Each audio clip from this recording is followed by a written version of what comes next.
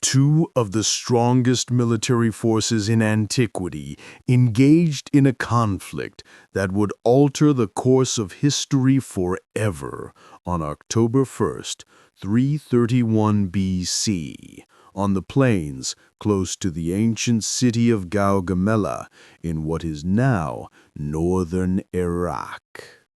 Alexander the Great, the youthful Macedonian king, and his about 47,000 warriors were on one side. In contrast, some historians believe that Darius III, the King of Kings of Persia, commanded an army of 200,000 troops. How precisely Alexander defeated such a numerically superior force has been a topic of discussion among historians for ages. Although there were hints from ancient texts, important information regarding the precise strategies used was absent. Intriguing insights about how the Macedonian cavalry turned the tide against the powerful Persian Empire are now being revealed by fresh archaeological study, topography analysis utilizing contemporary technologies, and a rigorous re-examination of historical sources. If you're interested in military history and want to learn how one of the biggest upheavals in ancient history actually occurred, subscribe to the channel to ensure you don't miss our upcoming episodes. We must first comprehend the strategic circumstances leading up to this pivotal conflict in order to appreciate the genius of Alexander's victory at Gaugamela. Alexander had won an impressive string of battles against Persian forces since crossing the Hellespont in 334 BC. While Issus had destroyed Persian military pride and made Darius abandon the battlefield for the first time, the Battle of the Granicus had opened the borders to Asia Minor. However, Gaugamela would be unique. Darius had learned his lesson after two crushing losses. The battlefield, which was a large expanse that benefited his numerically superior forces and made efficient use of his cavalry and chariots, was meticulously chosen by him. Persian engineers spent months preparing and leveling the land, clearing off any obstructions that may make it difficult for his soldiers to move. Fascinating facts regarding these preparations have been uncovered by recent archaeological study carried out in the area over the past 20 years using satellite mapping and ground-penetrating radar. Archaeological teams from around the world have discovered evidence of major earthworks, which include leveling tiny hills and removing rocks.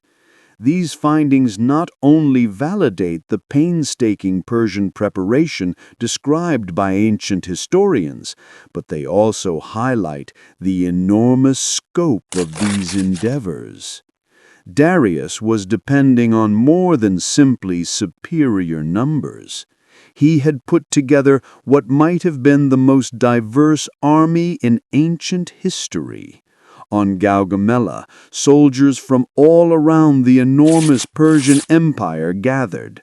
There were soldiers from dozens of different nations, including Bactrian heavy infantry, Indian war elephants, falcated chariots from Central Asia, and Parthian horsemen with their formidable bows. Each contingent brought its own military traditions, weapons, and strategies. Conversely, Alexander faced significant logistical challenges. His supply lines extended for thousands of miles. After years of non-stop fighting, his warriors were exhausted, and many of them privately doubted the prudence of continuing to advance into the opposing empire's core. Alexander was even more aware that he could not afford to lose. The Macedonian monarch had few resources, was far from home, and was surrounded by enemies, unlike Darius, who could retreat into the depths of his realm and assemble new soldiers. The importance of the Macedonian cavalry is made clear in this context. Not only were Alexander's elite heavy cavalry, the companions, superb individual warriors, they were a revolution in the field of ancient warfare. Each man was carefully selected from the Macedonian nobility, combining the discipline of heavy infantry with the maneuverability of cavalry. From an early age, they were trained in both individual fighting and the complex unit maneuvers that set the Macedonian cavalry apart in antiquity. Fascinating aspects of Macedonian cavalry training have been uncovered by military historians who specialize in ancient tactics. According to in-depth examinations of the equipment discovered in archaeological tape, the companions were trained in complex maneuvers that required exact coordination between horsemen and continuous communication with the infantry, in contrast to other cavalry forces of the era that usually operated as skirmishers or in straightforward frontal charges. According to excavations, Macedonian riders were able to reach their foes before they were reached because they employed longer spears than were typical at the time. Their armor provided adequate resistance against opposing weaponry without sacrificing the speed and agility necessary for their tactics, striking a perfect balance between protection and mobility. The integration of Alexander's cavalry with other weapons, however, was arguably its most significant feature. Alexander created strategies that blended infantry and cavalry in a way that was novel at the time, although many armies of the era considered them as distinct forces. In addition to providing support to the infantry, his horsemen were an essential component of a well-coordinated military system in which every component strengthened the others. Alexander had to make a difficult choice after finding out that Darius was gathering a fresh army at Gaugamela. He might attempt to stay out of combat by using an attrition-based strategy that had been effective in earlier conflicts. Or he could take the challenge and go up against Darius in circumstances that were obviously in the Persians' favor. Alexander's choice to pursue the pivotal conflict demonstrated his faith in his army, as well as his awareness that a decisive win at Gaugamela may end Persian dominance forever. The march to Gaugamela served as a military logistical exercise. In order to preserve morale and discipline and save strength for the impending conflict, Alexander had to lead his army through unfriendly country. According to historical accounts, Alexander personally surveyed the area, noting each rise and fall that would have an impact on the impending conflict. Historians have been able to reconstruct the battlefield's geography with previously unheard-of accuracy, thanks to new topographic analysis of the area using modern tapping technologies. In contrast to some earlier interpretations, these reconstructions show that the landscape was not entirely level. An experienced commander, especially one who understood the use of mobile forces such as cavalry, could take advantage of the small fluctuations in elevation. There was a lot of activity in both camps in the days before the conflict. Darius spent the last few hours arranging his soldiers into the configuration he thought would work best, secure in the advantageous terrain and his numerical advantage. There were cavalry on the wings, strong infantry in the center, and falcated chariots at the front. The formation, which spanned miles across the airplane, was stunning. In the meantime, Alexander had to contend with a force that was numerically superior on enemy-selected ground. Although he had few tactical options, he did have some significant advantages. His soldiers were better trained, more experienced, and above all, were used to fighting as a unified force. After being tested in numerous engagements, the Macedonian cavalry in particular had honed a level of coordination that would be critical in the upcoming conflict. The clear morning of the conflict provided excellent view over the plains. Alexander offered the customary sacrifices and spoke to his soldiers, reminding them of his earlier triumphs and promised them wealth and glory after this one. Darius likewise prepared his army on the Persian side, believing that this time the terrain and numbers would grant him the triumph that had evaded him in earlier conflicts. Much about the tactics of both commanders can be inferred from the force's initial placement.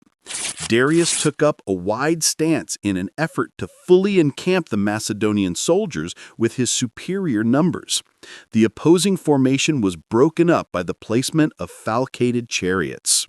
With heavy cavalry on the wings, they were prepared to take advantage of any opening. Alexander took what at first glance appeared to be a catastrophic decision in the face of this far superior formation. He chose to assault rather than take a defensive stance. This charge, however, was not desperate. It was the outcome of thorough preparation and analysis based on his in-depth knowledge of his troops' capabilities and the possible weaknesses of the enemy formation. The Persian falcated chariots' advance signaled the start of the fight. In earlier conflicts, adversaries had been frightened by these formidable weapons, which featured cutting blades fastened to their wheels and axles. However, Alexander had foreseen this strategy. His warriors had received specialized training on how to handle chariots, opening passageways inside their lines to allow the vehicles to pass without incident and then closing them again. It's fascinating to see what new research has to say about this phase of the conflict. Alexander's strategies against the falconated chariots were significantly more complex than previously believed, according to a thorough examination of historical materials and hands-on testing by historical reconstruction organizations. It was more complicated than just making holes in the formation. In addition to neutralizing the chariots, the Macedonians established a network of well-organized passageways that made it possible for well-planned counterattacks. Alexander was getting ready to make his move as the soldiers battled with the Falcon chariots. He had recognized a potential vulnerability in the Persian arrangement. It would be challenging for various sectors to coordinate and communicate due to the great distance of their lines. The entire formation might collapse if he were to breach the Persian line once. This tactic, however, relied heavily on the companions' cavalry. This elite troop, which was placed on the right wing of Alexander's army, was directly led by Alexander. His bold plan was a wedge cavalry attack aimed at a specific location in the enemy line where he thought he could disrupt the most, rather than the closest Persian troops. The complexity of the Macedonian wedge formation has been demonstrated by recent research on ancient cavalry tactics. The Macedonian wedge was a flexible formation that could adjust to changing battlefield conditions, in contrast to a conventional cavalry charge which mostly depended on impact power. While the horsemen behind provided the weight and impetus to widen any gap formed, the most experienced riders at the front of the wedge were able to spot and take advantage of any flaws in the adversary formation. The timing of Alexander's charge was critical. He waited until all the Persian armies were ready to fight. To help other areas of the conflict, their reserves moved. The Macedonian cavalry stunned the defenders with their speed and coordination as they surged across the field when Philip finally ordered an attack. The Persian line was hit by the companions' charge just where Alexander had intended. He had chosen a position where a small indentation in the ground provided some shelter from Persian archers, according to new topographical research, which allowed his riders to approach with few casualties before coming into contact with the enemy forces. The effect was disastrous. As more Macedonian horsemen managed to squeeze through, the breach that was created by the wedge formation's spear-like penetration of the Persian line rapidly grew. Most importantly, the charge was directed not only against the line, but also at Darius's position at the core of the Persian command. According to ancient accounts, Alexander suddenly appeared close to Darius's position, riding his well-known horse, Bucephalus. After being on the battlefield through earlier setbacks, the Persian king eventually lost his composure. Darius ordered the removal of his royal chariot when he saw the young Macedonian approaching with his best cavalry. Darius's retreat, however, was not just the product of personal timidity, according to recent research. Communication between Darius and large parts of his army had been cut off by Alexander's charge, according to a careful examination of troop locations at the pivotal point of the conflict. The Persian king had to decide whether to leave in the hopes of reorganizing and fighting another day, or to keep fighting without any real authority over his army. The Persian army suffered immediate and disastrous repercussions from Darius's escape. The Persian ranks swiftly became aware that the King of Kings had left the battlefield. The valiantly fought troops started to falter, and soon whole areas of the Persian army were in ruins.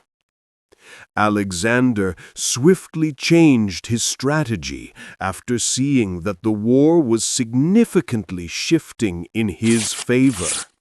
He diverted his cavalry to take advantage of the openings across the Persian line rather than going at Darius directly. Divided into smaller groups to maximize havoc in the opposing ranks, the companions displayed the tactical adaptability that set them apart. What ensued was more of a full-scale pursuit than a battle. The Persian army rapidly fragmented after losing its communications and central authority. Persian warriors left the battlefield in their tens of thousands. In their rush to get away, many people leave their guns and gear behind. Fascinating evidence from this stage of the conflict has been discovered by recent archaeological investigations. Concentrations of abandoned weapons and equipment have been found during excavations in the area, supporting historical reports of the panic that engulfed the Persian army. More intriguingly, the distribution of these discoveries indicates that the Persian forces' disintegration was not uniform, but rather followed certain patterns pertaining to escape routes and the locations where groups of fugitives were intercepted by Macedonian cavalry. The Gaugamela triumph was a crushing defeat for the Persian Empire. Although estimates of ancient losses vary greatly, everyone agrees that Darius suffered terrible casualties. According to some historians, more than 50,000 Persians were killed or taken prisoner. Even though Macedonia suffered relatively minor losses, Gaugamela had strategic repercussions that altered the ancient world's power dynamics forever. Alexander's conquest of the empire's principal cities, including Babylon, Susa, and ultimately Persepolis, was made possible by the setback, which irrevocably damaged Persian military prestige. Interesting details about what transpired right after the war are also revealed by the new research. In addition to winning, Alexander swiftly put in place systems to incorporate Persian characteristics into his own army, according to archaeological evidence. Captured Persian officers were added to Alexander's general staff, while Persian weaponry and equipment were redistributed among the Macedonian soldiers. Alexander's smart realization that managing such a large empire would require more than just military victory is reflected in this incorporation of Persian characteristics. He had to design a system that could take into account the customs and skills of different ethnic groups.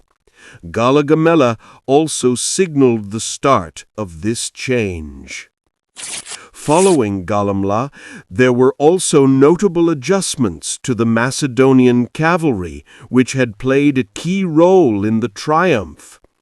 Alexander started integrating Persian and foreign riders into his elite squadrons. Although not all Macedonians agreed with this policy, it was necessary to keep control of the enormous lands that had been taken. Analyses of cavalry strategies that emerged following Gaugamela demonstrate Alexander's continuous innovativeness. New formations and tactics that would be used in later wars in Central Asia and India were developed using the lessons acquired from the conflict. The companions' adaptability at Gaugamela served as a template for cavalry units across the Hellenistic world. The Gaugamela triumph had far-reaching long-term consequences that went well beyond the military sphere. The conflict signaled the start of the Hellenistic Age and the real fall of the Persian Empire as a major power. And now, let's get some sleep, but remember, the headless horseman is out there waiting. Greek culture flourished over the Middle East and Central Asia after the Persians liberated the Greek cities they had conquered. What the new research on Gaugamela indicates about the development of ancient warfare, however, may be its most intriguing feature. The conflict marked a shift from more complex tactics that prioritized mobility, coordination, and adaptability to more conventional fighting strategies that were largely focused on physical force and numerical supremacy. These novel strategies were demonstrated by the Macedonian cavalry at Gaugamela. The companions worked as a cohesive military unit, modifying their strategies to fit particular combat circumstances and seizing openings as they presented themselves, as opposed to merely charging into enemy lines. Another significant element of the Macedonian victory is revealed by contemporary investigations of combat communications. Alexander had created a command and signal system that enabled his army's various components to coordinate in real time. He was able to swiftly reroute forces from other sectors to optimize the impact of his cavalry charge when the chance to take advantage of the Persian line's weakness presented itself. This ability to command and control stood in stark contrast to the circumstances in the Persian army. Darius was unable to keep his army's several contingencies in sync, despite his numerical advantage. Alexander severed their communication channels, causing the Persian army to essentially split up into disparate factions, each engaged in a solitary conflict. For generations following Alexander's passing, military advancement was impacted by the lessons learned at Gaugamela.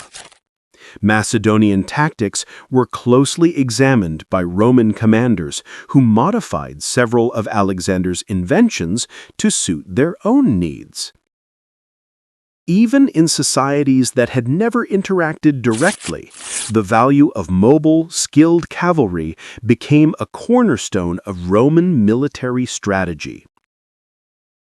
The indirect effect of tactical advancements at Gaugamela had an effect on Alexander's army.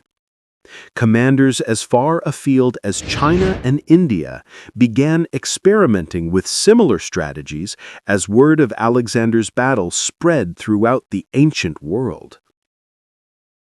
Secrets about the conflict are still being unearthed by new archaeological technologies.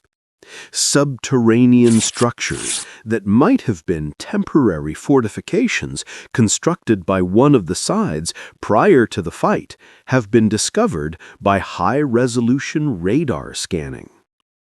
The soils of the region are being chemically analyzed to reveal information about the army's composition and even what they were eating in the days before the battle.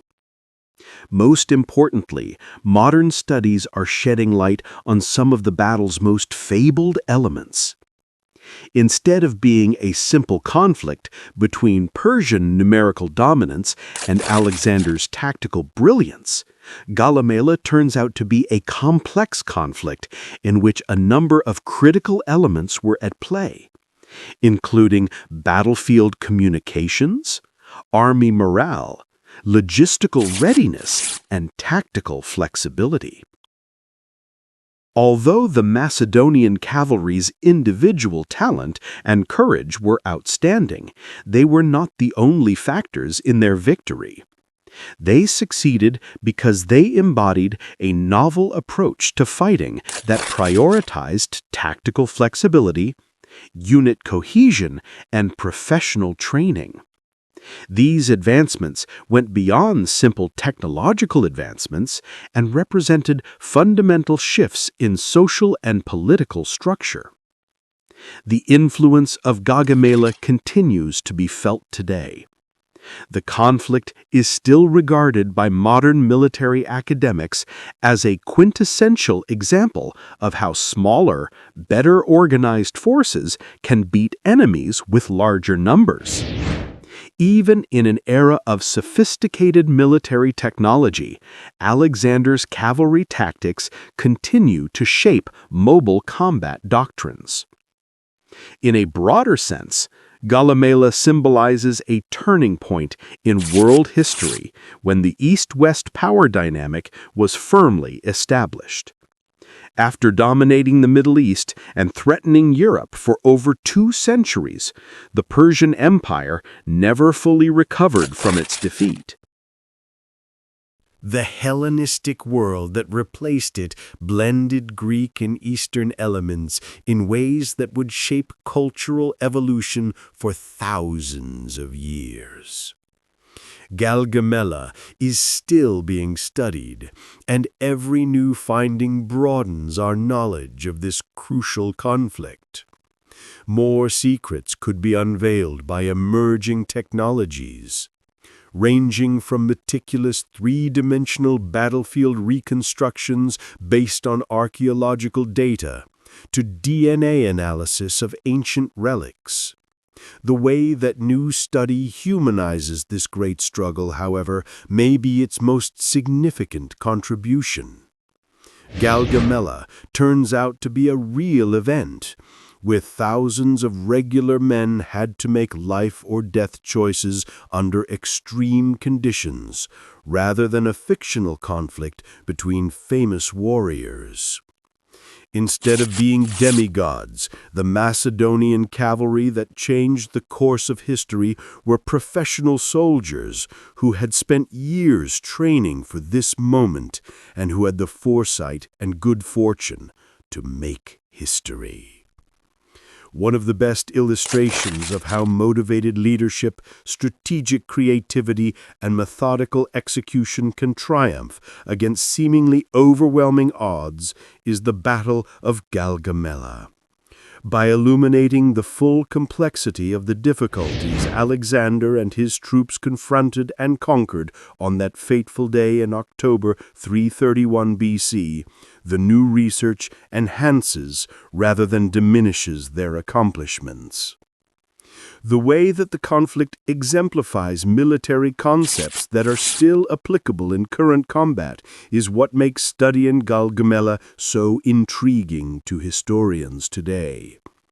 The Macedonian cavalry's demonstration of the value of intelligence, flexibility, and coordination among many forces is reflected in contemporary military theories. Alexander's ability to keep operational control of his men in the face of extreme fighting is still studied by commanders today. This ability was crucial when the chance to take advantage of the Persian line's weakness presented itself. Aspects of Alexander's force operations that were previously unknown have been made clear by recent studies conducted by specialists in ancient military logistics. Analysis of the area's water supplies and historic trade routes revealed that the Macedonian force had to work within highly constrained logistical parameters throughout the protracted march to Gaugamela. Given this background, Alexander's choice to go to war is all the more amazing, because he was aware that a loss would result in both the loss of territory and possibly the total devastation of his army, which was far from any source of support. According to recent studies, another important element in the win was the skill of Macedonian military intelligence. In addition to conducting his own reconnaissance of the battlefield, Alexander built a network of informants who sent him information regarding Persian preparations. According to administrative records found during recent excavations, the Macedonians were aware of the Persian forces' composition and disposition just a few days prior to the conflict. Alexander was able to prepare his strategy with a thorough understanding of the forces he would encounter. Thanks to this formational advantage, he knew that Darius had aimed to absorb and repel any frontal Macedonian attack by positioning his strongest warriors in the center. Additionally, Alexander knew that the Persian formation included Indian war elephants, a weapon his soldiers had never used in combat. Another facet of Alexander's tactical brilliance was demonstrated by the way he handled the war elephants. Instead of trying to create unique counter-strategies for these powerful animals, he simply stayed away from the area where they were stationed. Darius's primary tactical advantage was neutralized when his cavalry charge was aimed at a location in the Persian line where the presence of elephants would be inconsequential. There were notable distinctions between Macedonian and Persian military ideologies according to in-depth analyses of the weapons used in combat. The Persians supported a strategy that emphasized weapon and tactic diversity, because they believed that by combining many military systems, they could create synergies that would defeat any one foe. This way of thinking produced the extraordinarily varied army that was gathered at Gaugamela, but it also led to difficulties in command and control, which Alexander took advantage of. In contrast, the Macedonian strategy placed a strong emphasis on integration and uniformity. Although Alexander employed a variety of forces, each one was taught to function under a single tactical framework. Modern studies of historical military communications demonstrate how Alexander was able to keep his forces in sync amid the chaos of combat by using the companions' cavalry as part of a coordinated military machine, where each component supported the others. When the chance to take advantage of the Persian gap arose, the Macedonian system of trumpets, flags, and mounted messengers enabled tactical alterations in real time that were vital. Since Darius was in charge of a far bigger and more varied army, his forces were more likely to become dispersed once the war started to go against him, since he lacked comparable communications capabilities. In recent studies, the psychology of battle at Gaugamela has also been a significant consideration. Historical source analysis and modern research on combat behavior point to the importance of confidence and morale in the outcome. Because of their prior successes and unwavering faith in their commander, the Macedonian soldiers went into the battle with confidence. Despite their numerical advantage, the Persians were burdened by past losses and skepticism regarding Darius's capacity for leadership. At pivotal moments during the conflict, this psychological difference became evident. Instead of launching a concerted counterattack as the Macedonian cavalry breached their defenses, the Persian soldiers started looking for ways out right once.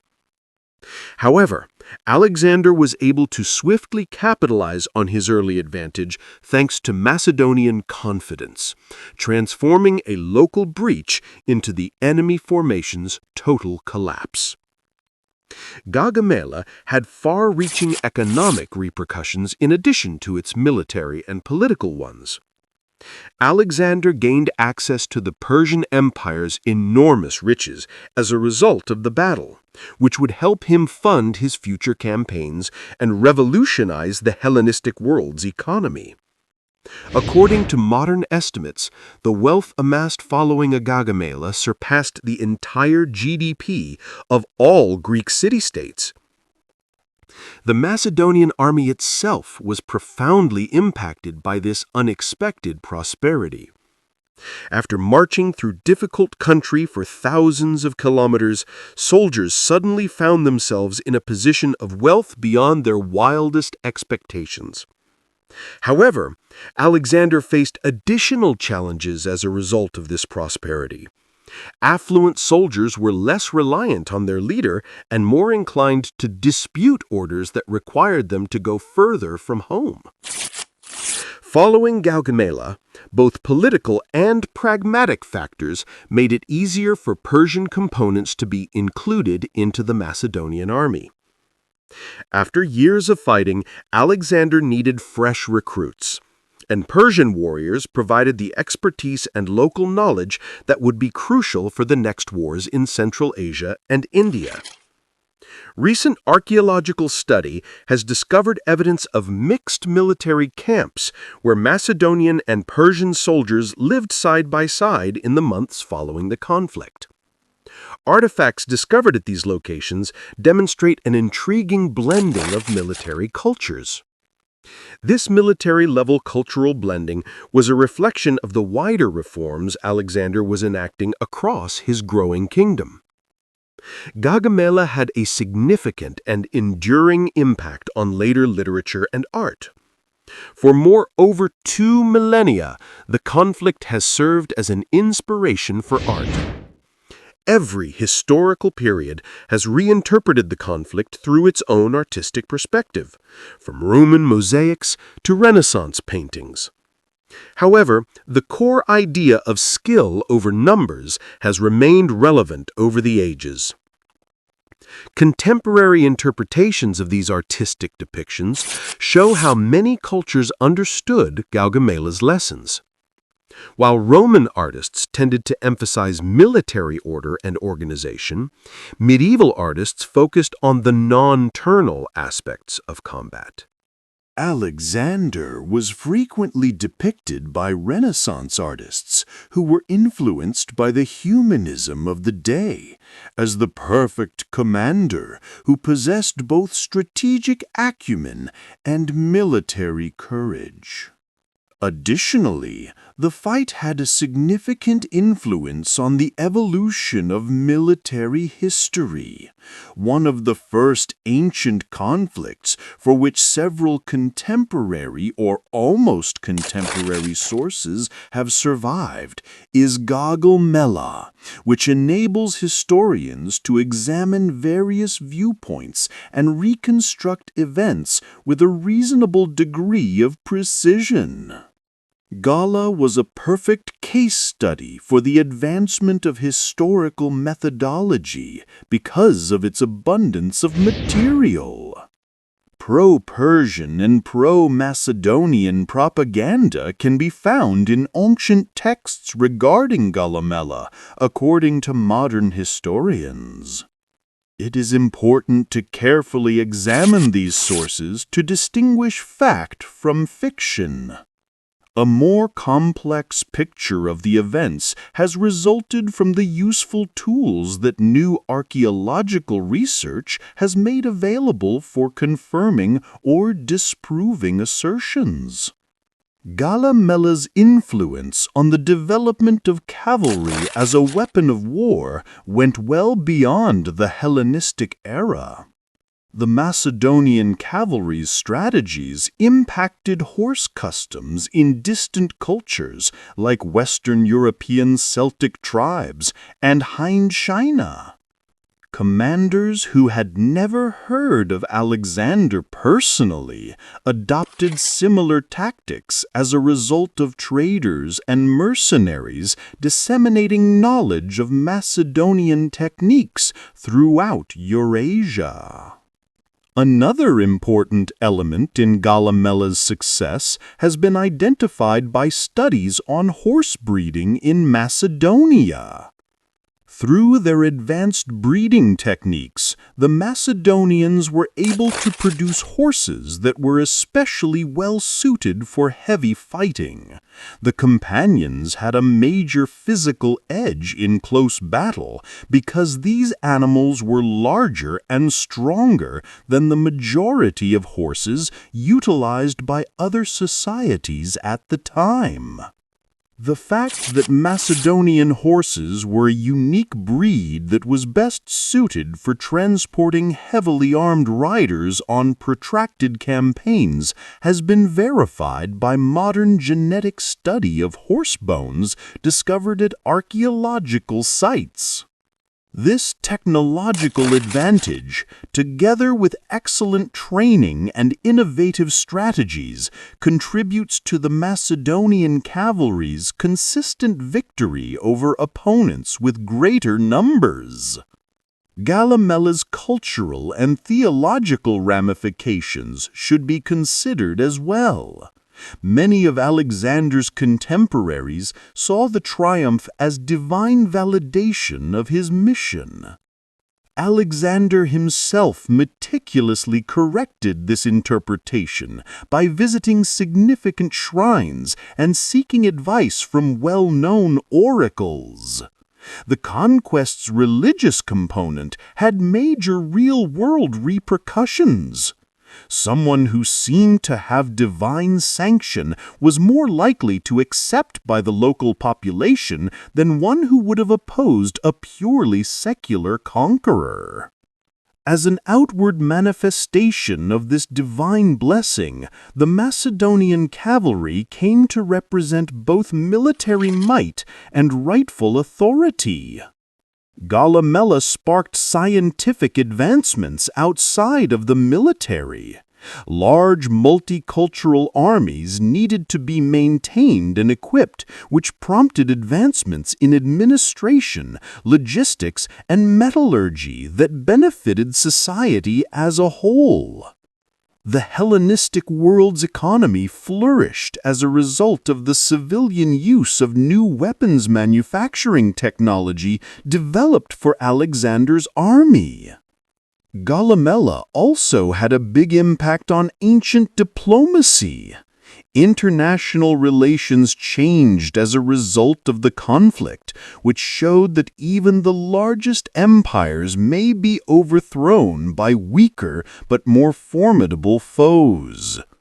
Previously accommodating kingdoms to Persia now vied to form alliances with Alexander. Alexander had to create new models of governance that could account for the political traditions of dozens of different peoples. Despite Macedonians' disapproval, the inclusion of Persian elites in administrative roles was crucial to preserving stability in such large and heterogeneous regions. The knowledge gained in combat also had an impact on the siege tactics that were developed following Gaugamela. Alexander understood that siege warfare could benefit from the same flexibility and movement that had been essential in wide fields. His latter missions showed how to employ cavalry in siege tactics in a novel way. In ancient warfare, this was a quite uncommon application. Knowledge about Gaugamela has been preserved over the ages, demonstrating the significance that succeeding societies have placed on the conflict. Accounts of the battle were meticulously copied by scribes and librarians in Alexandria, Constantinople, and Baghdad, who saw its importance as a tactical guide and a historical document. Commanders throughout the Middle Ages and the present were able to study and absorb Alexander's methods because to this history of preservation. Throughout the 19th and 20th centuries, advances in contemporary conflict that mirrored elements of ancient combat accompanied the return of scholarly interest in Gaugamela. Military academics re-examined how Alexander had coordinated mobile forces in light of the increasing significance of mobility and coordination in industrial warfare. Gaugamela's teachings on the value of individual leadership in battle have likewise endured over the ages with remarkable effectiveness. From Roman generals to medieval leaders, Alexander's readiness to personally lead the pivotal horse assault served as an inspiration for generations of military leaders. Western military tradition is now characterized by this practice of setting an example. Thus, the Macedonian military triumph over Persian forces is only one aspect of the fight of Gaugamela.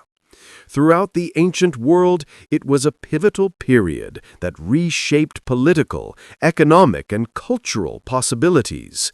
In addition to changing the result of a conflict, the horsemen that turned the tide against Persia that day also influenced the path of world history in ways that are still relevant today. When we consider these remarkable occurrences from more than 2,000 years ago, we are reminded how courage, tenacity, and frequently interventions that go beyond our strictly material comprehension have weaved human history. Alexander and his men undoubtedly displayed great courage and tactical expertise. However, the devastating triumph at Gaugamela was perceived by its contemporaries as something that was beyond the realm of human ability.